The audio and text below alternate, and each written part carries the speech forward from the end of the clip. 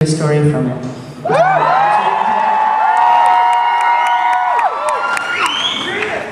Do the people up on the balcony want to hear it?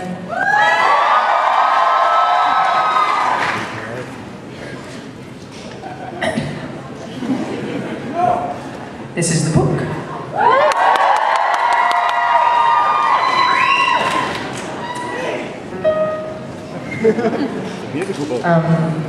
I'm hoping it's a book of photographs, mostly with stories by Neil, and I'm hoping that most of you will be able to kind of see the picture that goes along with this story.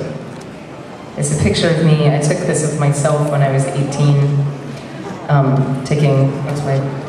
was taking a art fag photography course in college, obviously. That would be me at 18 with eyebrows. Vomiting up a bunch of costume jewelry, like you do. And now I will read you the story. It's amazing. The story's amazing? Yes. Good. How are you? Once upon the olden times, when the trees walked and the stars danced, there was a girl whose mother died. And a new mother came and married her father, bringing her own daughter with her. Soon enough, the father followed his first wife to the grave, leaving his daughter behind him. The new mother did not like the girl and treated her badly, always favoring her own daughter, who was indolent and rude. One day, her stepmother gave the girl, who was only 18, $20 to buy her drugs. "Don't stop on the way," she said. So the girl took the $20 bill and put an apple into her purse, for the way was long. And she walked out of the house and down to the end of the street, where the wrong side of town began. She saw a dog tied to the lamppost, panting and uncomfortable in the heat. And the girl said, "Poor thing." She gave it water. The elevator was out of service. The elevator there was always out of service. Halfway up the stairs, she saw a hooker with a swollen face who stared up at her with yellow eyes. "Here," said the girl. She gave the hooker the apple. She went up to the dealer's floor and she knocked on the door 3 times. The dealer opened the door and stared at her and said nothing. She showed him the $20 bill. Then she said, "Look at the state of this place." And she bustled in. "Don't you ever clean up in here? Where are your cleaning supplies?" The dealer shrugged. He pointed to a closet. The girl opened it and found a broom and a rag. She filled the bathroom sink with water, and she began to clean the place. And when the rooms were cleaner, the girl said, "Give me the stuff for my stepmother." He went into the bedroom and came back with a plastic bag. The girl pocketed the bag and walked down the stairs. "Lady," said the hooker, "the apple was good, but I'm hurting real bad.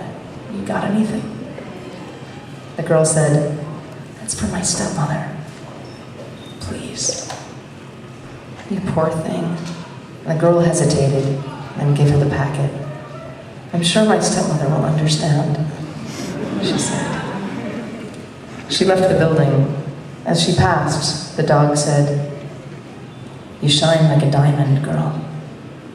When she got home, her mother was waiting in the front room. "Where is it?" she demanded. "I'm sorry," said the girl. Diamonds dropped from her lips, rattled across the floor. Her stepmother hit her. "Ow," said the girl.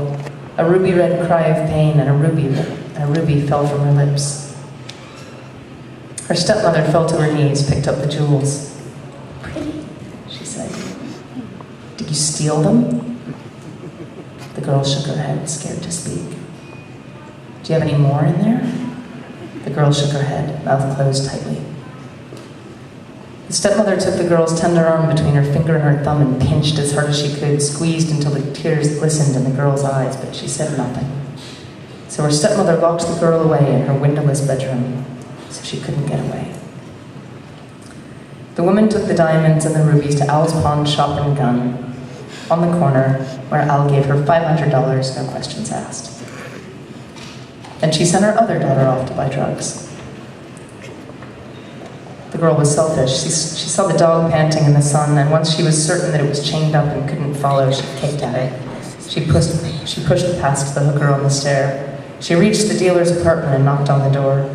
He looked at her, and she handed him the 20 without speaking. On her way back down, the hooker on the stairs said, "Please," but the girl did not even slow. "Bitch," called the hooker. "Snake," said the dog, and she passed it on the sidewalk.